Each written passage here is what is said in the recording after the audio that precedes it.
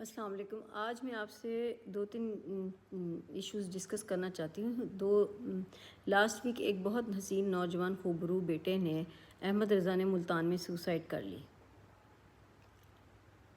تو میں پہلے احمد رضا اور اس جیسے بہت سارے نوجوان جو ایسا کرنے کی خواہش کر رہے ہیں یا ان کے دل میں اس طرح کی ڈیزائرز آ رہی ہیں کہ ہم اپنی زندگی جو ہے وہ سوسائڈ کر لیتے ہیں، میرا ان سے کوشچن یہ ہے کہ کیوں؟ احمد رضا، تم اتنے حسین خوبصورت نوجوان بیٹے تھے. اللہ جانتا ہے کہ تمہارے حالات زندگی میں کیسے حالات تھے، ہسبینڈ وائف کے کیا ریلیشن شپ تھے، کیا ایشوز تھے گھر میں، اور لیکن پھر بھی کیوں؟ وائی؟ زندگی اتنی سستی تو نہیں ہے. زندگی گنوانا مسئلوں کا حل ہے. تم نے کبھی اپنے پیرنٹس کے بارے میں سوچا؟ جو سٹیپ تم لینے جا رہے تھے تم نے سوچا کہ ان کا کیا ہوگا میرے بعد؟ ان بہن بھائیوں کا کیا ہوگا؟ ان کو ایسا حسین نوجوان بھائی کہاں سے ملے گا؟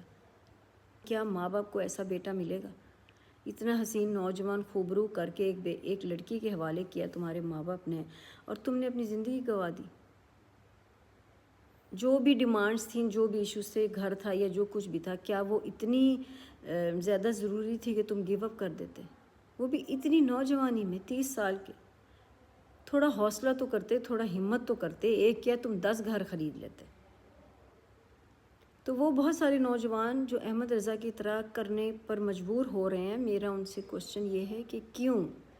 اور جو ریزن مجھے سمجھ میں آتی ہے وہ یہ ہے کہ ڈپریشن اور دوسرا لیک آف کمیونیکیشن. ہماری زندگی میں ڈپریشن اس حد تک پینیٹریٹ کر چکا ہے کہ ہم کوئی بات ہی نہیں ڈسکس کرنا چاہتے کسی سے.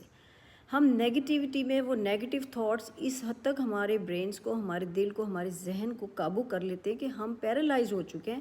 ہم کچھ سوچنا ہی نہیں چاہتے اس سے آگے. ہم کہتے ہیں بس گیو اپ بہت اچھا سلوشن ہے اور یہی ایک آپشن رہ گیا ہمارے پاس.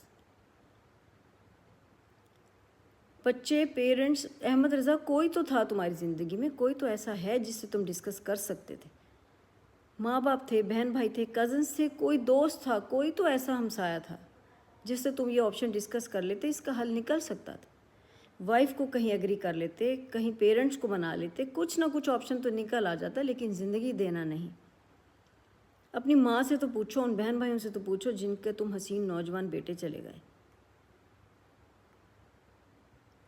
ڈپریشن کو اپنی زندگی میں اس حد تک کامن نہ ہونے دیجیے. اس کی بہت ساری وجہ جو ہے، جو مجھے سمجھ میں آتا ہے، وہ لیک آف کمیونیکیشن ہے. بچے ماں باپ سے، بہن بھائیوں سے بات ہی نہیں کرنا چاہتے.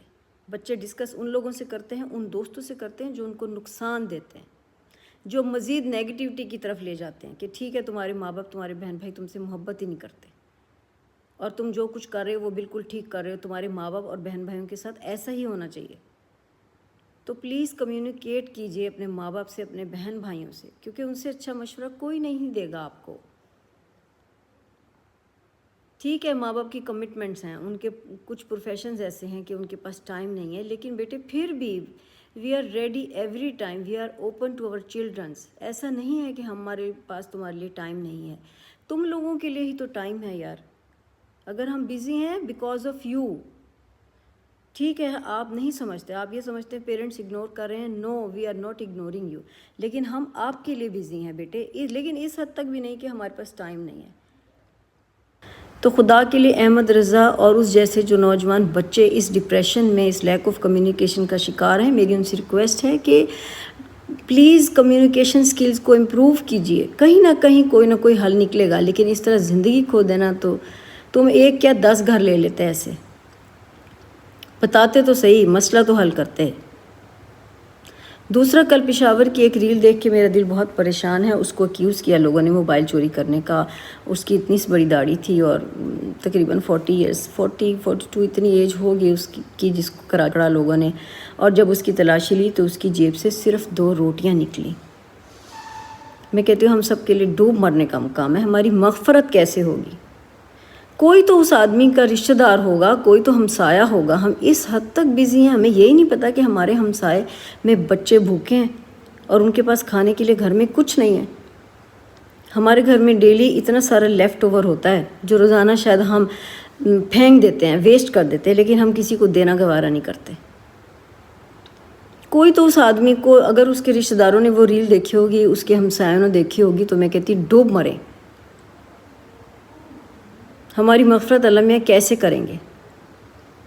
اور شکر کرو اس کا مرڈر نہیں کر دیا، کیونکہ ہم بکری چور کو تو مارنے کو برحق سمجھتے ہیں، ہم کہتے ہیں یہ ہمارا حق ہے، ہم نے اس کو مرڈر کرنا ہے، اس نے موبائل چوری کر دیا، اس کی زندگی ختم کر دو بغیر سوچے سمجھے کہ پیچھے اس کے ماں باپ ہیں، اس کے بہن بھائی ہیں، اس کی کتنی ذمہ داریاں ہیں، لیکن اس نے ایک موبائل چوری کر لیا تو ہم کہتے ہیں اس کو مار دو، اس نے بکری چوری کر لی تو مار دو۔